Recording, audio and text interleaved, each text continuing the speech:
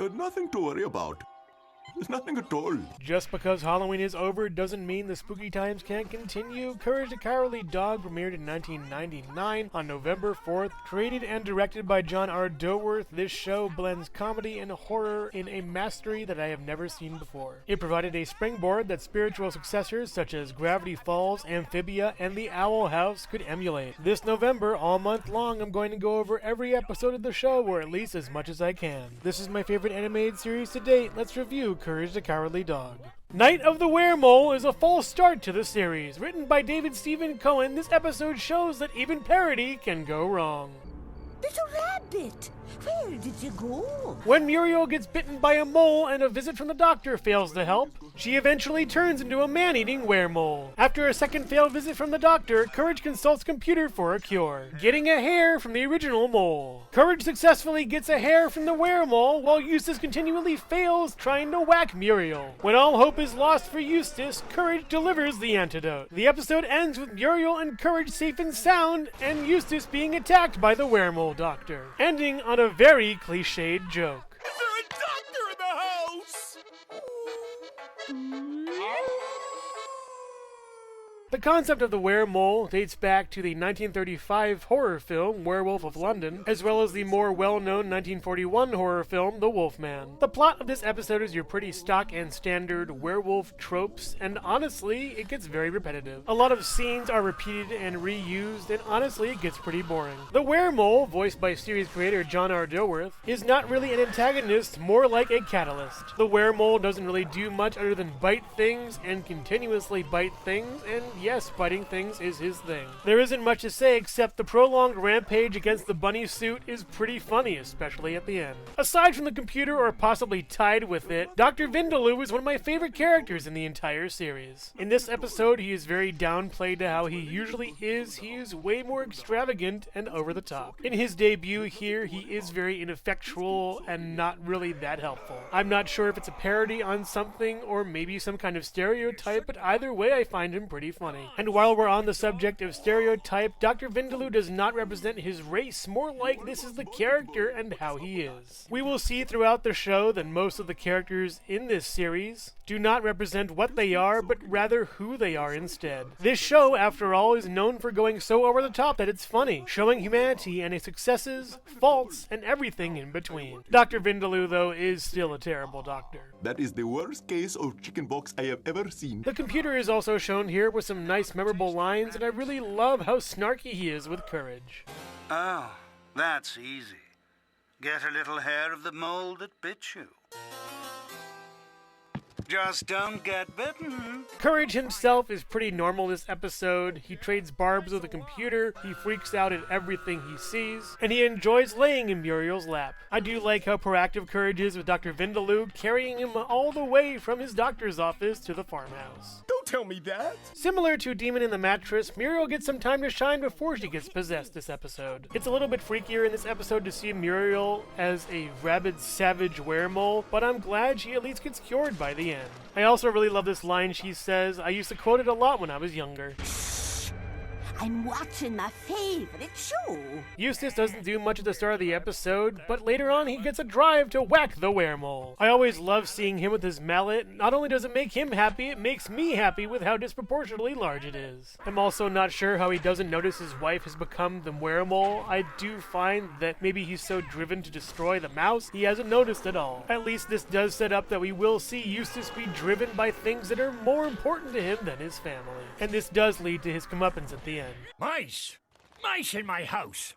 Gonna get me a mallet! We've seen the Bag farmhouse in previous episodes, but here it seems to be drawn more minimalist. The garden is the most important part of the house in this episode, and I do like how it looks. Even though the rows and rows of carrots do invalidate a future episode in the series, one of my favorites actually. But then again, another future episode in the series does mention that carrots can grow on their farm, so basically Eustace is a carrot farmer then? Dr. Vindaloo's office seems pretty plain, with a large poster of at least not Ned, but Dilly this time, with an actual smoking reference in a 90s cartoon. The last smoking reference in a 90s cartoon, for me at least, being Kids Next Door, but that is a whole nother video series. His office contains a waste paper basket as well as a bottle of something on a dresser with 3 different drawers, and a small yellow and metallic gurney. The walls are done in greenish gray, the ceiling is done in tan, and the floor is a checkerboard pattern of marble, dark brown, and tan. And in a later scene, there is a heart monitor next to the gurney. A lot of the farmhouse has empty rooms, seemingly to allow room for the weremole to move throughout it. I did notice how big the furnace was in a few shots. It was kind of distracting. And I also must say there were several animation errors in the episode that not only did I notice now, but as a child as well. This probably being due to the fact they were going to make this episode the pilot, and I'm glad they picked Night at the Cat's Motel instead. It was just a much stronger episode than this one. The music in this episode is at least very memorable. The weremole theme is very gripping and scary, with great use of piano.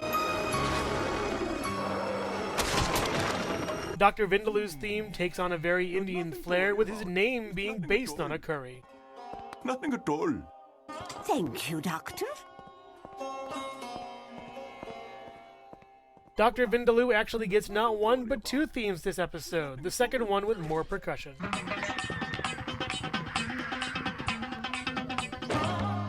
And there's also some strangely, almost randomly inserted classical music in this episode. Mozart's String Serenade No. 13 Ein klein Nachtmusik in G major KV 525, at least from my minimal research, is played briefly while Muriel is devouring Dr. Vindaloo.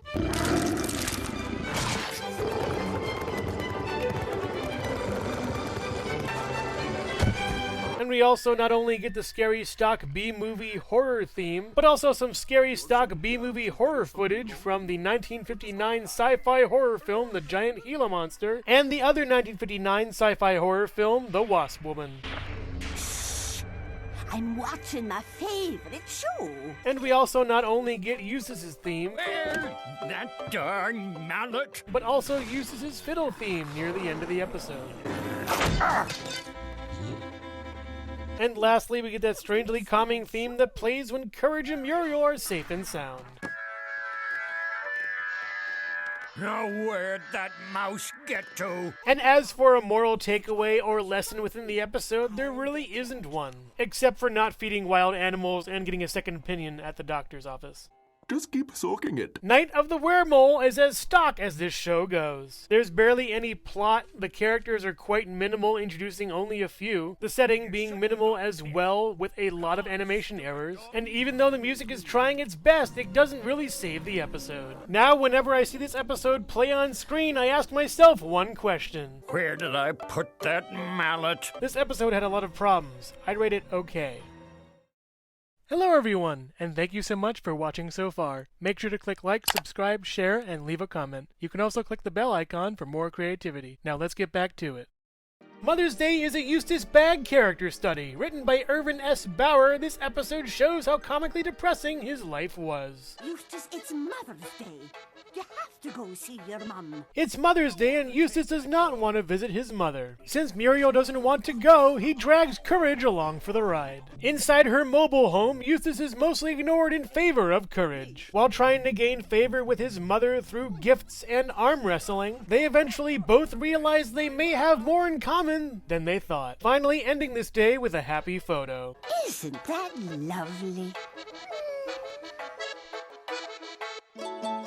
This episode is not really a parody of anything. Instead, it is an episode about Eustace's backstory and who he is as a person. The pacing of this episode takes a backseat to monster shenanigans and focuses on the characters of Eustace and his mother. There are zero supernatural things happening here, and it's nice to just relax for a bit. We learn that Eustace may have a reason for his behavior in the previous episodes, and a lot of it centers on his mother. This is the first time we see Ma Bagg, voiced by Billy Lou Watt, who previously voiced Astro Boy in the anime of the same title. Along with the computer, Dr. Vindaloo, and one more character we haven't seen yet, Ma Bagg joins my proverbial Mount Rushmore of great Courage side characters. We do see, however, her controlling behavior towards her son, her doting behavior towards his adopted son dog, Courage, as well as actually physically kind of fighting him in a contest of strength when challenged.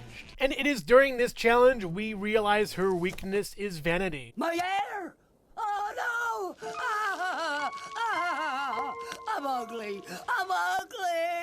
Having no hair is a huge deal for her, and this is when Eustace steps in to try to soften the blow and reason with her, which actually works. Despite all the upkeep put into her appearance as shown in the quick montage, she lives basically destitute in a trailer park. She has nothing left but her looks and her personality, and while she tries to use that to her advantage, it eventually, inevitably fails. This is not the last we will see of Ma Bag, but her character definitely changes, in my opinion, later on, for the worst. I find it strange there are no other side characters in this episode. It's not really needed as the spotlight is put on Eustace and his mother. As someone who prefers smaller casts such as the television show Ed, Edd and Eddy, as well as the Disney film The Emperor's New Groove, I'm perfectly fine with this. However, I do feel like without some other characters, this episode is missing some crucial information. By this time in the series, the whereabouts of Eustace's father are unknown, and it is unknown whether he has a brother or not. This is eventually revealed, but I do feel like it takes away from the episode when watching the series in order for the first time. Even though it can be inferred that Eustace's mother loves someone more in the household than him. Sit up! Why can't you be more civilized? Like Courage. Courage is once again along for the ride this episode, mostly playing in between for Eustace and his mother. He doesn't really want to get involved with the conflict and instead wants to join the benefits. While it's kind of out of character to be this selfish, Courage does immensely enjoy the dog food as well as later the chocolate placed in front of him, much to Eustace's detriment. It does backfire later on, however, when the chocolate does give him a stomachache, as chocolate is poisonous to dogs and should never be fed to them. Okay, I'm not at the table. Muriel isn't in the episode for long, but what she does leaves a great impact. We can tell from the very outset that she hates Eustace's mother, and with good reason, as we'll later see. Her advice to Eustace backfires into a snowball of conflicts he has with his mother later on. She does give one of the funniest reactions in the series, though. No dialogue needed. Are you sure you don't want to go?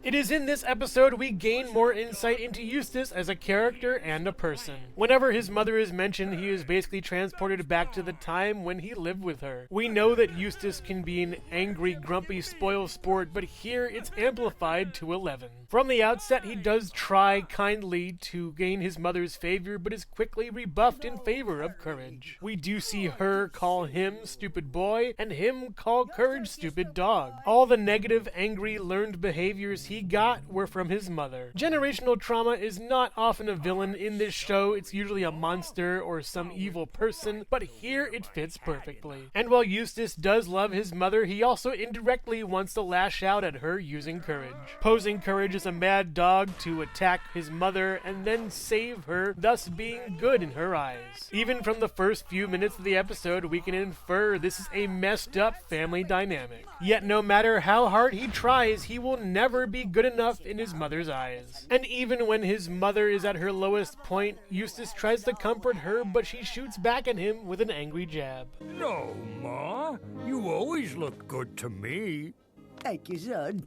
But you're the ugliest boy I ever did see. Ending the scene with a shared laugh that does not feel truly deserved purposefully. This is a one-sided relationship that will probably never equalize. And we also see Eustace strangle Courage during the episode. I wonder how many times that happened within the Bag family. The past few episodes have been set within the Bag farmhouse, so it's nice to get out for a change. In contrast to the browns of the outside of the Bag farmhouse, it is now covered with gray rock. And the road has been simplified to only have one lane, most likely to her house. Ma Bag's trailer is situated on the line between the lush greeneries of nowhere and the harsh, cold gray desert of it. She does have a few trees, including a large dead one, and a fence next to a set of trash cans. The greenish gray trailer is parked on a cement block, made of several slats of metal with a few windows here and there. There is a gas tank in the back, a TV antenna on the top, and a smokestack near the front. Suspiciously, there is a red car door resting on a tree, as well as a tree growing out of a tire. Topping all of this off is a thick, shaggy, and brown welcome mat. The interior of Ma Bag's trailer is mostly browns, yellows, and whites. The floor is comprised of several sections of tiles. The wallpaper is a sort of dot matrix domino effect, and the ceiling is lit by a single hanging bulb. The drawn curtains are checker pattern green and white with a few picture frames on the walls. The table is done in a mint green with lime green chairs as well as a dark red pillow for Ma to sit on. The living room has those same curtains from the dining room, as well as a large brown rug, a large purple sofa, a small end table with a lamp with the pattern from the title screen on it, as well as an old-style rabbit-eared tube TV and a vent behind it. And in the back corner of the trailer there is a large black furnace leading to a smokestack next to a window with yellow curtains, and on the opposite side is a coal shovel and pick, but the most prominent thing in this shot is the incredibly large and awesome pair of Eustace's father's shoes. And I do appreciate this final shot of the farmhouse covered in dusk. It's a beautiful sight. The music in this episode is underplayed, but adds a lot to the scenes. We start off with the theme to the farmhouse. It's always nice to hear. Eustace, it's Mother's Day. You have to go see your mum. A big band song when Courage is celebrating he doesn't have to leave. Eustace's theme, of course, is played throughout the episode, seeing as it focuses on him so much. A somewhat calmer ukulele driving theme as Eustace talks to Courage. Ma Bag's theme that seems tied to Eustace's with a low bass and a low banjo.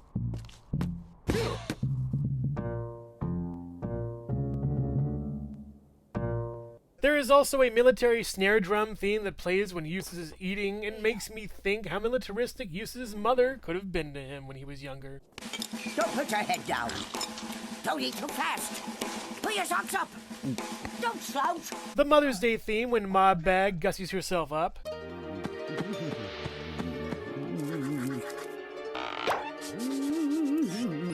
Okay, I'm done. An amazing banjo theme that plays when Eustace and his mother are arm wrestling.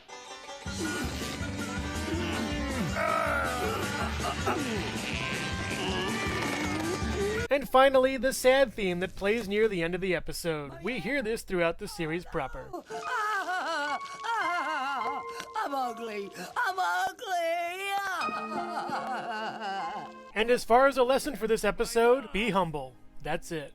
Mother's Day is one of the best episodes of the series. Rather than having a Monster of the Week, this episode has a Mother of the Week, showing how oppressed and depressed Eustace can be. The pacing is slower in this episode, leading to character and dialogue moments, both of which are masterfully written and acted, with a fleshed out minimalistic setting, and music that perfectly fits the episode. It's easy to see why this one is a winner. I don't really have any complaints about this episode. It is just excellent. If you don't believe me, then word to your mother. Yeah, and I suppose you'll want me to feed you too. I really enjoyed this episode, and I'd rate it perfect. Overall, one of the worst and one of the best. We get a retread of a previous episode with Night of the Weremole, and one of the best episodes in the series highlighting Eustace and his mother. If I had to pick one, it would be Mother's Day. Watch Demon in the Mattress instead of Night of the Weremole. So that was 2 episodes of Courage the Cowardly Dog. Let me know which episode was your favorite in the comments. I'll see you next time with another pair of episodes. Stay tuned.